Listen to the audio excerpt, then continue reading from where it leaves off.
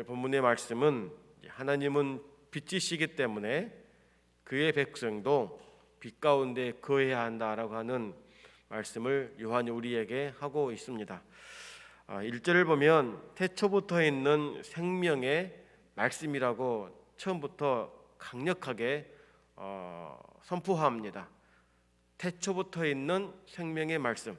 이 생명의 말씀은 생명을 주시는 성육신하신 하나님 하신 예수님을 의미합니다. 예수님은 태초부터 계신 분이고 우리에게 생명을 주시는 분이십니다. 세상이 창조되기 전부터 존재하신 분이십니다. 이것이 우리에게 얼마나 영광스럽고 복된 것인지 우리는 늘 말씀을 대할 때마다, 예배를 드릴 때마다, 또 예수님을 기억할 때마다 떠올려야 됩니다. 왜 이것이 놀라운 일입니까? 이 예수님을 우리가 믿고 있지 않습니까? 이 예수님께서 우리를 부르셨습니다. 우리를 사랑하셨고 우리에게 구원의 은혜를 주셨기 때문에 이 예수님을 믿는 것만으로도 우리는 복이 아닐 수 없다라고 하는 것입니다.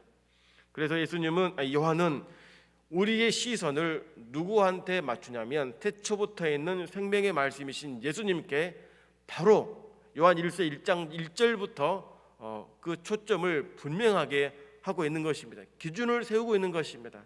생명의 말씀에 관하여 우리가 들었고 보았고 주목하여 손으로 만졌다라고 하면서 예수님을 만난 이 확실한 사실들에 대해서 우리에게 증거하고 있는 것입니다. 만일 우리의 삶 가운데 어떤 어려움이 닥쳤다라고 했을 때 그 어려움으로 말미암아서 신앙을 멀리하고 교회를 멀리한다면 이것은 어둠에 의해서 빛을 잃어버린 것과 똑같은 것입니다. 안타깝게도 삶의 어려움 때문에 교회를 멀리하시는 분들이 종종 계십니다. 교회와 전혀 무관한 일임에도 불구하고 개인적인 삶의 문제 때문에 이상하게 교회나 신앙을 멀리하는 일들이 많이 있습니다. 그런 분들은 대체적으로 돌아오는 시간이 굉장히 많이 걸립니다. 또 길을 잃어버린 일들도 많이 있습니다. 분명히 요한이 말합니다. 우리가 듣고 눈으로 보고 주목하여 손으로 만진 이 예수님에 대해서 태초부터 있는 생명의 말씀에 대해서 우리가 끝까지 붙잡고 가야만이 우리가 가야 할 길을 놓지 않는다라고 하는 것입니다. 성도 여러분, 사단은 우리의 시선을 흔들려고 합니다. 우리의 가는 걸음을 무너뜨리려고 넘어뜨리려고 안간힘을 씁니다. 우리는 그러면 그럴 때일수록 더욱더 예수님께 집중을 해야 됩니다. 우리에게 생명을 주신 예수님께 더 의지하고 나아가야만이 우리의 분명한 목적지를 잃지 않을 수 있고 우리가 시선을 놓지 않을 수 있다라고 하는 것입니다. 왜 이래야 됩니까? 왜 어떠한 어려움이 와도 예수님이어야 되고 왜 진리여야 합니까? 분명히 1절이 말합니다. 우리에게 영원한 생명을 주시는 분은 오직 예수님이시기 때문에 좌절하지 않고 낙심하지 않고 어떤 어려움이 있다 하더라도 우리의 생명을 주시는 구원을 주시는 예수님께 시선을 온전히 맞추는 것, 이게 우리에게 가장 중요하다라고 하는 것입니다. 요한이 계속해서 눈으로 보았다, 만졌다라고 하는 것은 자기 자랑이 아닙니다. 이 은혜에 대해서 우리도 같이 누리라는 것입니다. 3절에 보니까 너희에게도 전함은 너희로 우리와 사귐이 있게 하려 한다 이렇게 말합니다. 이 사실에 대해서 자신이 보고 만진 이 사실을 증거하고 있는 것은 성도의 교제 안에서 예수님을 만나는 이 역사적인 사실들을 경험하기를 원하고 있다고 하는 것입니다. 그래서 성도의 교제가 참 중요합니다. 우리는 단순히 먹고 마시는 걸로만 끝나겠지만 이 안에는 예수님이 함께 하시기 때문에 진리 안에서 말씀과 함께 교제가 풍성해지게 되면 하나님의 사랑이 어떠한지, 예수님의 사랑이 어떠한지, 천국은 이보다 더 아름답겠구나라고 하는 우리가 깨닫게 되기 때문에 이 교제에 대해서 우리가 가벼이 여겨서는 안 된다라고 하는 것입니다. 거룩한 모임을 통해서 예수님을 만나게 되면 우리는 아버지와 그 아들 예수 그리스도와 더불어 누림이 있게 되고 사귐이 분명해진다라고 하는 것입니다. 단순히 교회만 다니고 예배만 드리고 가는 것이 아니라 더 깊은 교제와 사귐이 위해서는 성도의 교제가 필요한 것입니다. 물론 우리는 직접 예수님을 눈으로 보거나 만질 수 있는 분은 아닙니다.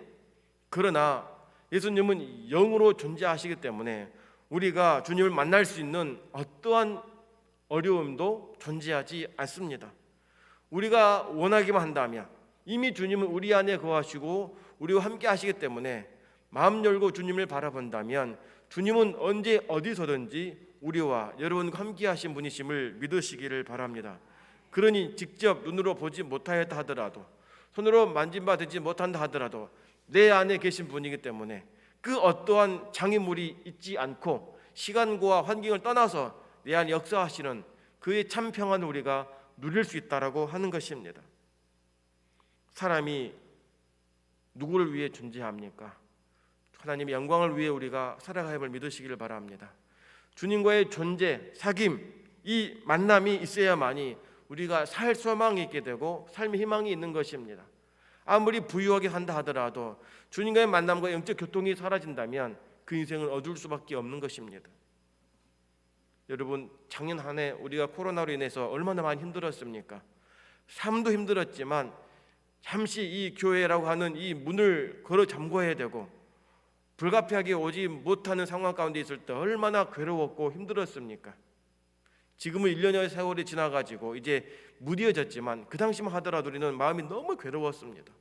우울증 걸릴 정도의 그 고통이 아니었겠습니까? 왜 그랬습니까? 매일같이 하나님을 만나야 되고 말씀 들어야 되고 교제해야 되고 그 뜨거운 예배를 드려야 되는데 이 예배 자체가 환경적으로 이렇게 중지가 되어버리니까 영적인 무기력함이 오는 이유가 바로 여기에서부터 시작하는 것 아니겠습니까? 이제는 우리가 방법을 찾았지 않습니까?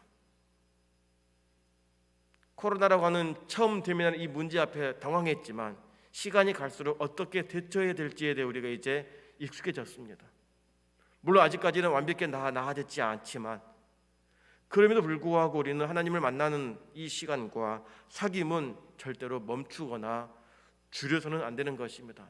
더 깊은 만남과 사귐이 있을 때에 우리의 심령은 기쁨으로 가득하고 평안해질 줄로 믿습니다.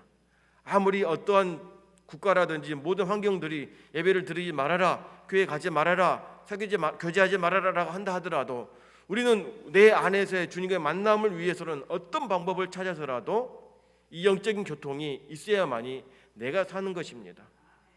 말씀이 내 안에 들어오지 못하고 기도의 흐름이 내 안에 끊어져 버린다면 우리는 매일의 삶이 지옥 같은 것일 것입니다.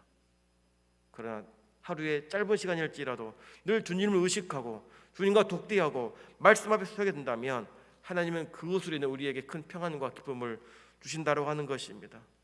우리 흔히들 이가 없어서 먹지 못하면 잇몸으로도 먹으라고 하지 않습니까? 이것처럼 하나님과의 만남과 예배와 이 교제에 있어서 어떤 방식이든지 진리 안에 벗어나지 않는다고 한다면 지켜야 되고 붙잡아야만이 내 영이 사는 것입니다.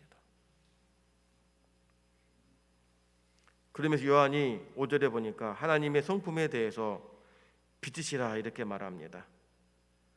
너희에게 전하는 소식이 이것이니 곧 하나님은 빛이시다. 하나님은 빛이시기 때문에 어둠이 없습니다. 얼마큼 없습니까? 그에게는 어둠이 조금도 없다. 아예 존재하지 않는 것입니다. 빛과 어둠은 상반되기 때문에 섞이지 않는 것입니다. 하나님은 빛이시기 때문에 그 어둠과 죄악이 존재하지 않으십니다. 거룩하신 분이십니다. 참 빛이신 것입니다.